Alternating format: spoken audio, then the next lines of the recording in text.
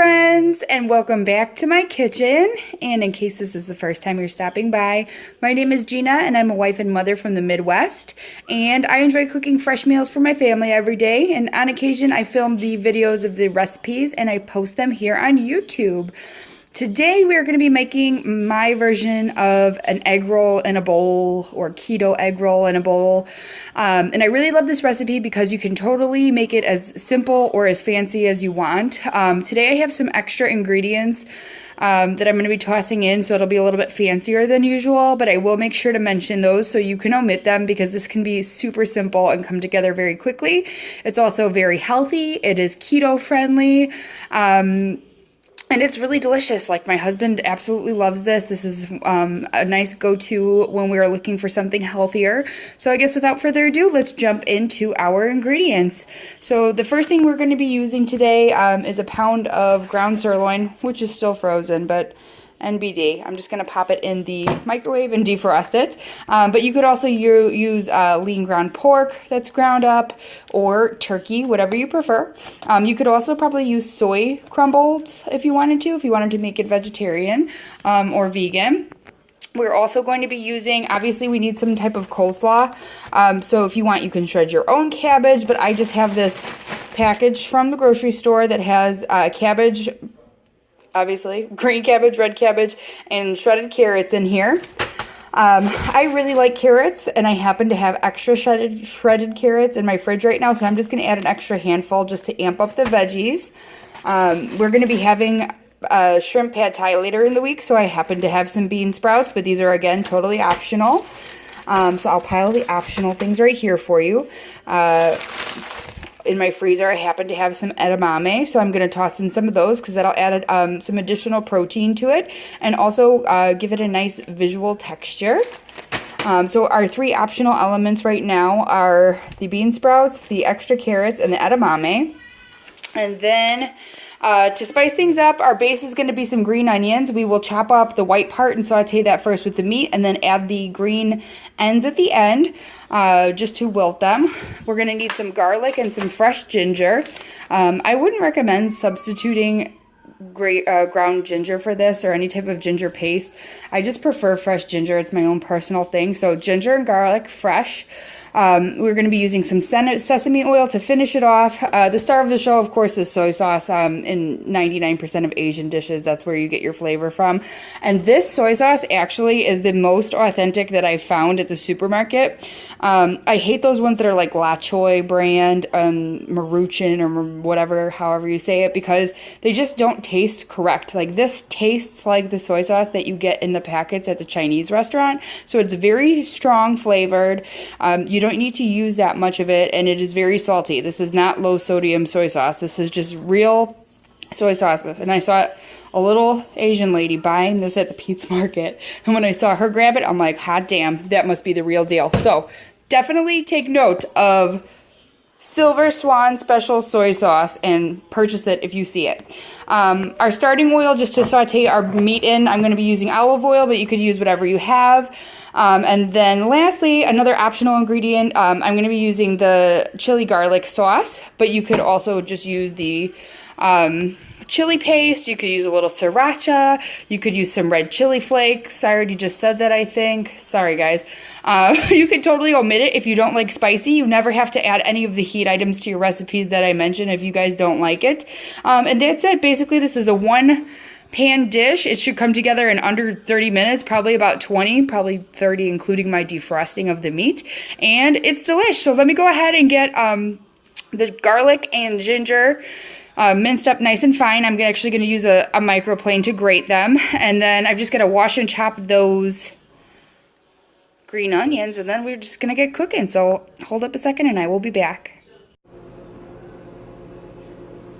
I just wanted to pop back and show you. So this is our garlic. We ran it through the microplane, which is this, in case you didn't know. It looks like one of those things they use on your feet at the nail salon, but it's great for doing your ginger and garlic. This is our ginger here, which is nice and fine, and I used about a 1-inch piece, and I wanted to pop on to show you specifically this. So when I buy ginger, I peel it and I slice them into 1-inch chunks, because generally about a 1-inch chunk is what you need for a recipe, and then you throw it in the freezer, and then you have ginger ready to go whenever you want. It lasts a very long time in the freezer, probably like, I don't know, 3 or 4 months. And then our onion, we just chop the top, the green soft parts on a bias, and then this is the white part that actually needs to be cooked longer, because this is more of a pungent flavor, closer to an onion, and these are more of just like a light onion flavor that we'll toss in the end. My meat is defrosting still, so once it's out, we'll be back when we're sauteing the meat. Our ground sirloin has defrosted, so I just tossed some olive oil in a pan on medium heat, and I'm just going to brown this like you would any ground beef, breaking it up as we go. And then I did want to show you, I measured out in this here cup, probably about a half a cup of extra carrots and about 3/4 of a cup to a cup of edamame. And then I'm keeping the bean sprouts over here on the side, because we're going to add those in when we add these in at the end, because they don't need to cook. They need to retain a little bit of their crispness. So when this is almost cooked through, we will toss in the white parts of the onions, and then our garlic and ginger, and I will be back at that point. Alright, our ground beef is getting along on its way, browning up. Whenever I cook ground beef, I like to use a spatula, because I'm kind of weird and I don't like chunks of like ground meat. I don't like those little like wormy pieces from the way that it comes through the grinder. So I tend to use a spatula and either like this, chop it up, just so I can get any of those little weird looking pieces, or like this, sideways. So this looks good. I've got my green onions. I can't get the sticker off of this thing for the life of me, so I'm not just silly.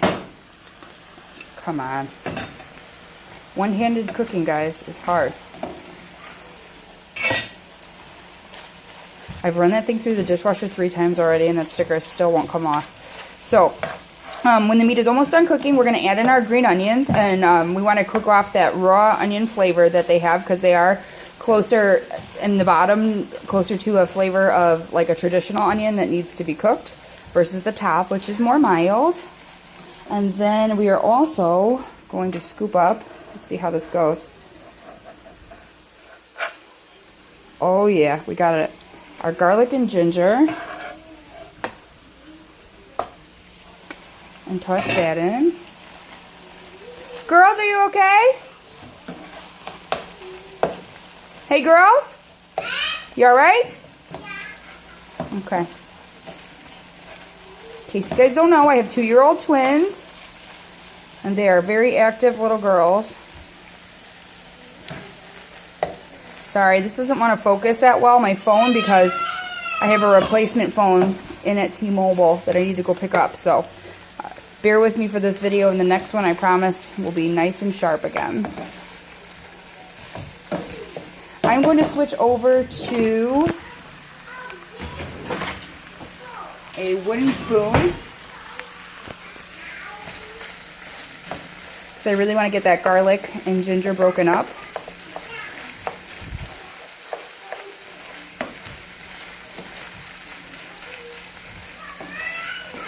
It smells really good already. This dinner is so simple, and it's awesome because, like, if you have friends or anybody coming over who have like a specific diet, like they're keto or they're paleo, or they're just in general eating healthy, like this fits like all of the bills. So as long as you don't put the edamame in, like I am putting in today, because it is kind of carbohydrate rich, and it's also a soy product, obviously, so it is not good for keto or for paleo. Now I'm going to add in probably about a tablespoon of the chili garlic paste, and you could add more or less to taste or skip it. I feel I need to mention that because I've had somebody complain about a recipe that they thought wasn't going to have any type of spice to it when it had chipotle peppers in it. So I just want to make sure you know that you do not have to add chili peppers whenever I am adding them to a recipe. Alright guys, I need to plug in my phone charger, unfortunately, so I'm going to put this on pause for a moment while we brown this up further, and I'll be back when we're ready to toss in the rest of our veggies and season this up. We're almost done. Alright, I'm at a slightly bizarre angle because I am plugged into this here phone charger now. So I don't know if you can see, everything is nicely browned, the onions are soft, so they are definitely the right level of cooked.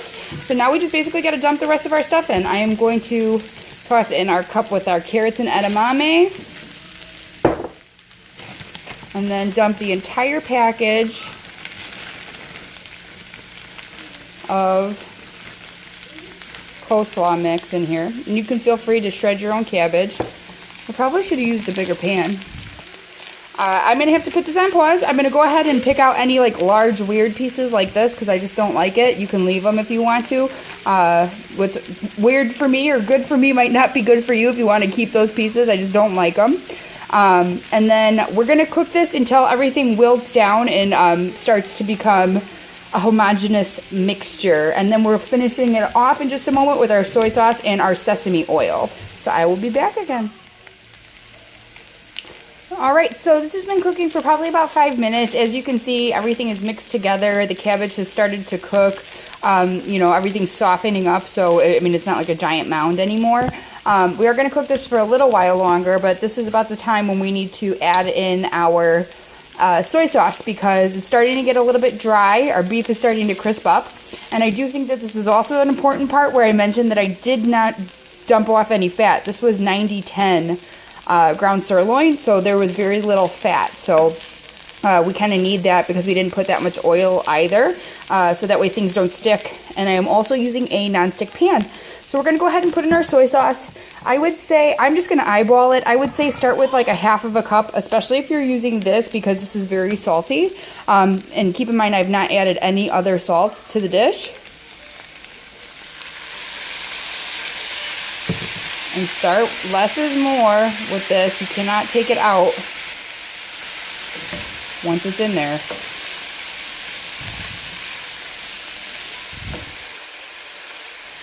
I might add a little bit more. But you can also add more soy sauce on during serving, and you can also add more hot sauce on during serving.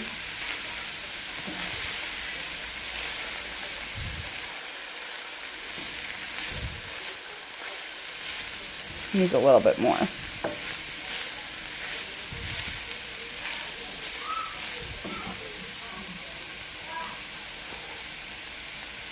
So sorry for the lack of focusing. But I had a replacement phone come in last 2 weeks ago. I don't know why my phone is flashing like that too. This is weird. But I didn't have a chance to get over there because the girls got really sick. I got really sick. Daniel got really sick. And time just got away from me. I don't know. So this looks good. I'm going to go ahead and add. I took that same cup. So this is probably about a cup of Brussels sprouts, bean sprouts. And I rinsed them and drained them a couple times because they kind of tend to get slimy. And then, super sad fact, I didn't realize that I didn't have 2 things of green onions. And I chopped them all up and we are having shrimp pad thai. So I have taken off these because I'm going to save them because I need some for that recipe. I need more than that, but it's better some than none. But I am going to toss these ones in. And we'll be alright because we put a lot of the other ones in, the bottoms.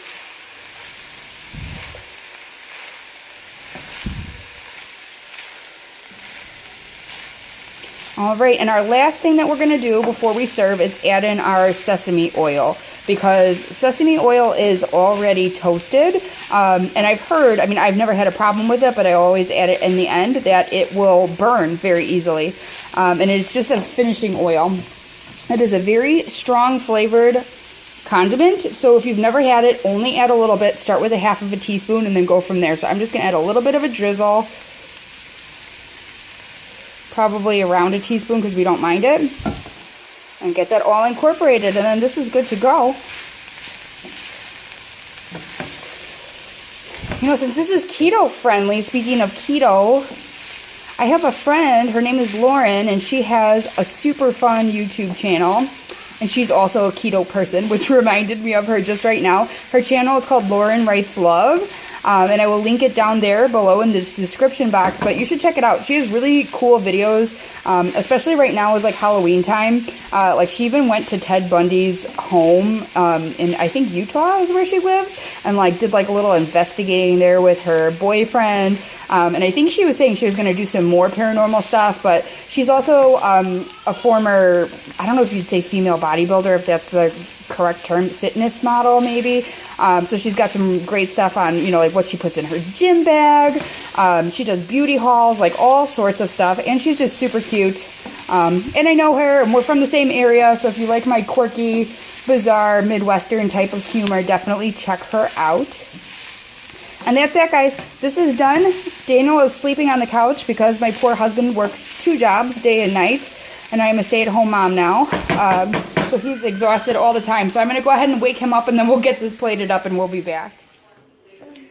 Okay, boys and girls, this is our finished product. Super healthy, packed full of veggies and both plant and animal-based protein sources, able to customize it to whatever you want, whatever types of special diets you need. This is a wonderful dish for a weeknight because there's only 1 pan to clean up, and someone has opened my refrigerator. Excellent. So anyways, I can't get a taste test again because my husband is sleeping on the couch and won't wake up, but he's here, and you know what, I guess I could do a behind the camera taste test for you. Can you go, girls, can you go wake up Daddy?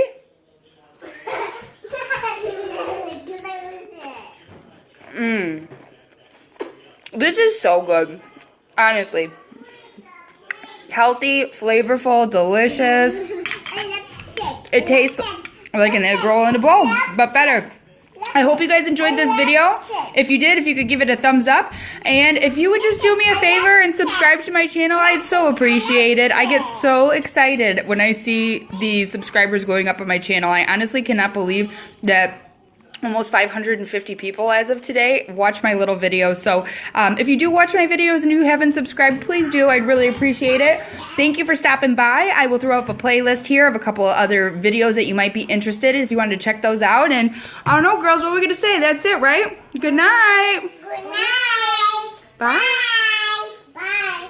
Bye. Good night. Bye. Okay.